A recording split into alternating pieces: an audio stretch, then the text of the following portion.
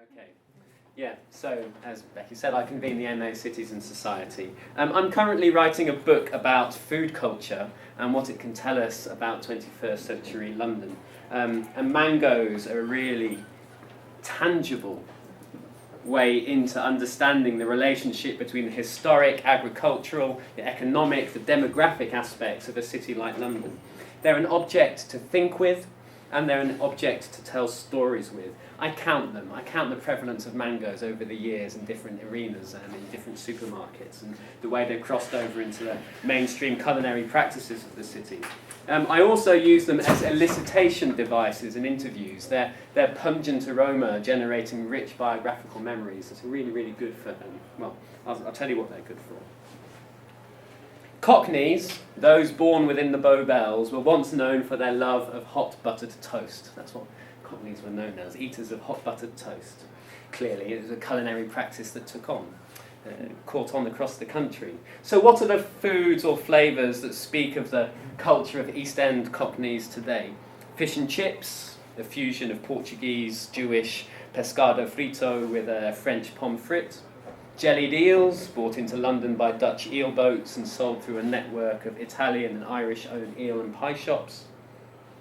Residues of all of these can be found throughout London today, but I think the food that plays as an important part in the life and the culture of London today is this king of fruits.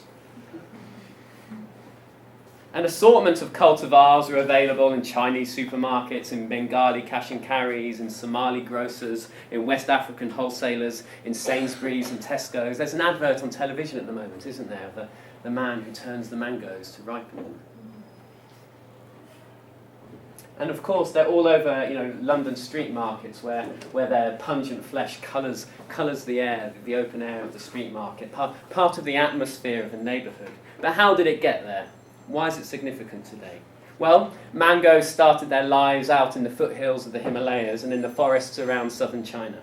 Then, in the 1600s, Portuguese traders that followed Vasco da Gama's gunships around the Cape of Good Hope into Asia, they found the mango seed and they took it along with a host of other botanicals, sugarcane included, and carried them back across the Earth's tropical girdle, across Africa and beyond, on the southern leg of the triangular trade of which slavery so famously became part.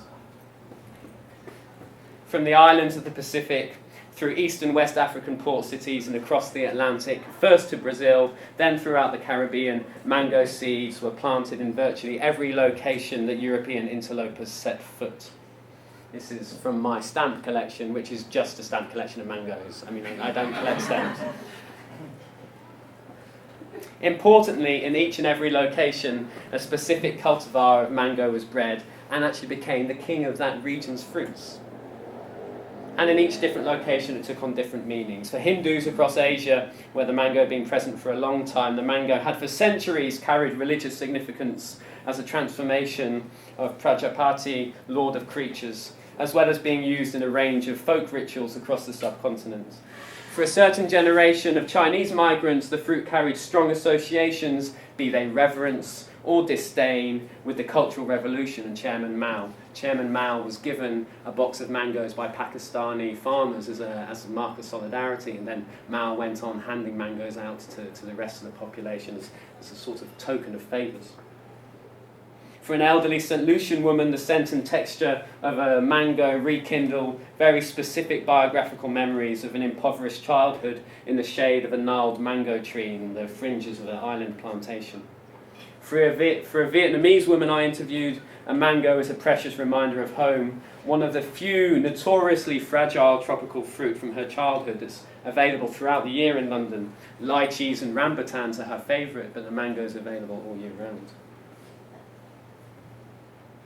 A Bengali shopkeeper speaks fondly and very proudly of his mango selection.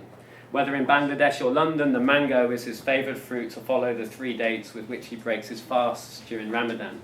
Refreshing but also sweet, and purchased in a box to share with neighbours and family. But of course, it's not just Bengalis in London that use Bengali supermarkets or Cockneys visiting old street markets where the mango is sold. Importantly, wherever these fruit are, people also generally meet across difference, and they relate to the mango not just through their own heritage, but through the local culture of the city of which it's become part, the families and the social networks that they share the mango with in this context.